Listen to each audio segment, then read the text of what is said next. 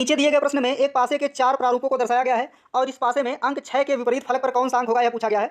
तो इस प्रकार के प्रश्नों को देखिए लगाने का एमोन तरीका क्या है कि जिसका जो है विपरीत पूछा जाए उसे आप नोट करिए। तो देखिए यहाँ पर जब 6 है तो कौन कौन से अंक दिखाई दे रहे हैं। तो देखिए पहले में 2 दिख रहा है, 3 दिख रहा है, इसके बाद देखिए 4 भी दिख रहा है, 6 है तो 5 भी दिख रहा है। इसका मतलब देखिए 6 है तो 2 3 4 5 दिख रहा है, लेकिन यहाँ पर 1 नहीं दिखाई दे रहा है। इसका मतलब 6 का विपरीत कौन सा हो जाएगा, एक अतः आंसर ऑप्शन ए सही हो जाएगा। इसको देखिए लगाने का जो M2 तरीका वह क्या है, आप वन सरफेस कॉमन का पासा ढूंढेंगे। तो वन सरफेस कॉमन का देखिए पासा कहाँ पर आपको दिखाई दे रहा है, यहाँ देखिए तीसरी और चौथी कंडीशन में आप देखेंगे तो यहाँ 4 क्या है, दोनों में कॉमन है। तो आप वन सरफेस कॉमन का पासा ढूंढने के बाद क्या करेंगे, जो कॉमन सतह है वहाँ से आप क्या करेंगे, पड़ोसी सतहों पर क्लॉकवाइज घूम जाएंगे। तो देखिए जब 4 से घूमेंगे तो कहाँ जाएंगे, 6, और 6 के बाद कहाँ जा रहे हैं, 5 पर। इसी तरह से अगले टर्म में जब आप चौथी कंडीशन में घूमेंगे क्लॉकवाइज तो 4 के बाद 1 और 1 के बाद कहाँ जा रहे हैं, 2 पर। तो देखिए यहाँ पर 4 4 के बाद 1 और 1 के बाद 2 पर जा रहे हैं।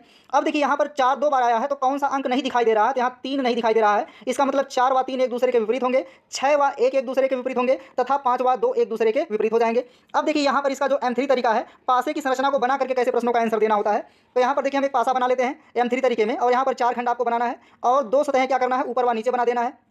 इसके बाद देखिए इसको भरने का तरीका क्या है कि आप वन सरफेस कॉमन का पासा ढूंढेंगे। तो देखिए तीसरी या चौथी कंडीशन में वन सतह कॉमन है तो आप 4 को यहाँ पर ले लेंगे। इसके बाद यहाँ से देखिए क्लॉकवाइज घूम जाइए। जब 4 से पड़ोसी सतहों पर क्लॉकवाइज घूम रहे हैं तो 6 पर जा रहे हैं, इसके बाद 5 पर, तो आप भर देंगे। यहाँ पर 6 आएगा, यहाँ पर क्या आ जाएगा, 5 आ जाएगा। इसके बाद देखिए अगली कंडीशन में 4 के बाद घूमेंगे क्लॉकवाइज, इस तरह आप इस डायरेक्शन में घूम जाएंगे पड़ोसी सतह पर। तो 1 पर जा रहे हैं, 1 के बाद 2 पर जा रहे हैं। अब देखिए कौन सा ऐसा अंक है जो नहीं दिख रहा है यहाँ पर, तो यहाँ देखिए 3 नहीं दिख रहा है तो आप यहाँ 3 को भर देंगे खाली स्थान पर। अब ऐसी कंडीशन में देखिए यहाँ जो सबसे ऊपर की सतह होती है वह सबसे नीचे वाली सतह के विपरीत होती है।